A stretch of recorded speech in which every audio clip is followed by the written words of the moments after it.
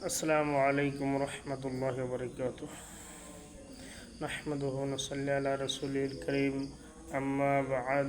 अऊज़ु बिल्लाहि मिनश शैतानिर रजीम।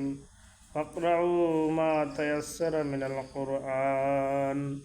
वक़ाल अल्लाहु तआला फ़ी मौज़िइल आख़र लिशान हबीबिही मुख़बिरा व आमिरा।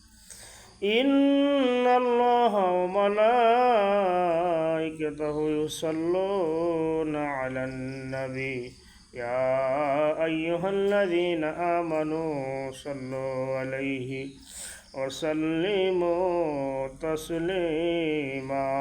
सल्लल्लाहु अला मुहम्मद सल्लल्लाहु अला वसल्लम।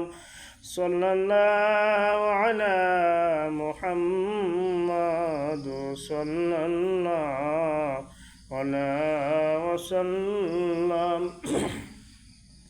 আলহামদুলিল্লাহ, মহান রব্বুল আলমিনের কাছে লাখ কোটি শুকরিয়া যে রব্বুল আলমিন আমাদেরকে আশরাফুল মাখলুকাত হিসেবে, সৃষ্টির সেরা আজীব হিসেবে, মুসলমান হিসেবে, আখির নবীর উম্মত হিসেবে এই দুনিয়ার বুকে প্রেরণ করেছেন। সেই জন্য শুকরিয়া আদায় করি আলহামদুলিল্লাহ।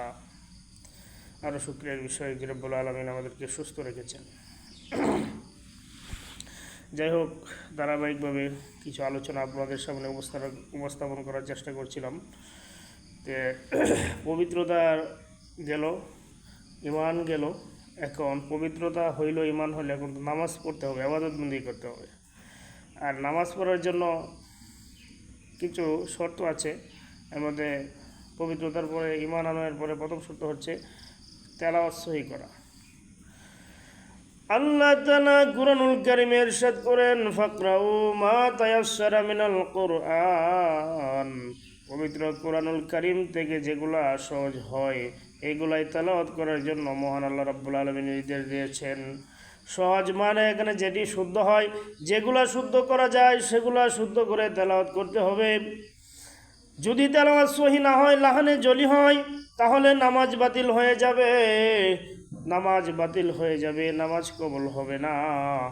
এমনকি তেলাওয়াতকারীকে কোরআন শরীফে অভিশাপ দেবে, বলে তোমার মতো তেলাওয়াতকারী আমার প্রয়োজন নাই। তো বোঝা গেল, নামাজ আদায় করার জন্য তেলাওয়াত সহি শুদ্ধ করা শর্ত। আমরা দুনিয়াদারি সব কিছুই করতে পারি, কিন্তু আখেরাতের জন্য আমরা কি করছি, কি করতেছি, একটু যদি আমরা চোখ বন্ধ করি, চিন্তা করি, তাহলেই কিন্তু আমরা নিজের হিসাব নিজে দিতে পারি। কিন্তু আমরা কোন চাকরি করলে বেশি টাকা ইনকাম হবে, কোন দিকে ডিউটি করলে টাকা বেশি পাবো, ওভারটাইম করলে টাকা বেশি পাবো, এগুলো আমাদের বুঝে আসে। কিন্তু দুনিয়া যে আখেরাতের শস্য ক্ষেত্র, আমরা কতটুকু শস্য উৎপাদন করতে পারতেছি, কতটুকু ফলন ফলাইতে পারতেছি আখেরাতের জন্য, এগুলো আমরা চিন্তা করি না। এখন দেখা যায় যারা মাদ্রাসায় পড়েছে আলহামদুলিল্লাহ, তাদের অনেকের তেলাওয়াত ভালো, কিন্তু যারা আম সমাজ যারা আছেন অনেকের তেলাওয়াত সহি নাই। কিন্তু আমি আপনাদেরকে বিনীত অনুরোধ করে বলবো, নামাজ পড়ার জন্য আপাতত কমসে কম 5টা সূরা যেন সহি শুদ্ধভাবে তেলাওয়াত করে নামাজগুলো আদায় করেন।